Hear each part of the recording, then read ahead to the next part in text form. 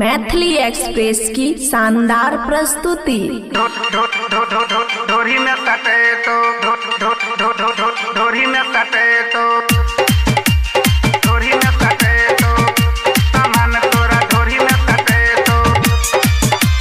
खुशी recording studio बलुआ। सामान तोरा ढोरी में सटे तो रोज नया नया तोरा गाना सुने तो गाना सुन के तोरा छोरी गेलो भे तो तोरा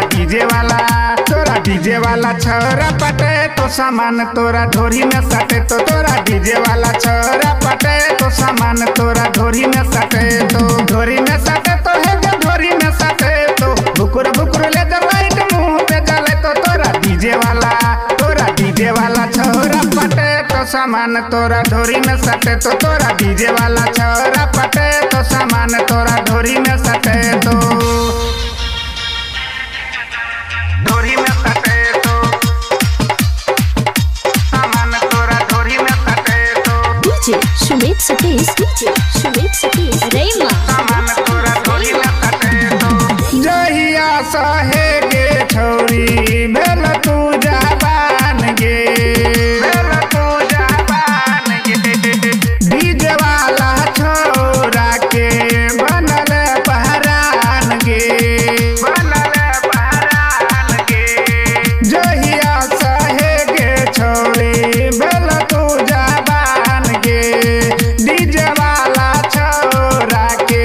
बनल पहरान गे तोरा अपना जे कनिया बने तो सामान तोरा ढोरी में सटे तो तोरा डीजे वाला छोरा पटे तो सामान तोरा ढोरी में सटे तो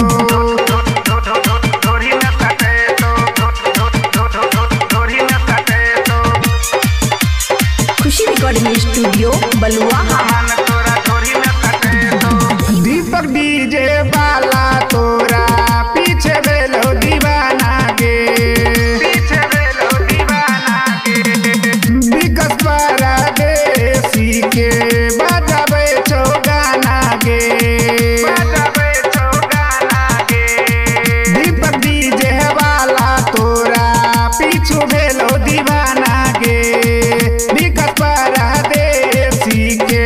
बजाबे छो गाना गे रूप छोरा संग तोरा के नचे तो सामान तोरा ढोरी में सटे तो तोरा डीजे वाला छोरा पटे तो सामान तोरा ढोरी में सटे तो ढोरी में सटे तो है जो ढोरी में सटे तो भुकुर भुकुर ले जब लाइट मुंह पे जले तो तोरा डीजे वाला छोरा पटे तो सामान तोरा ढोरी में सटे तो तोरा डीजे वाला छोरा पटे तो सामान तोरा ढोरी में सटे तो खुशी रिकॉर्डिंग स्टूडियो बलुआ।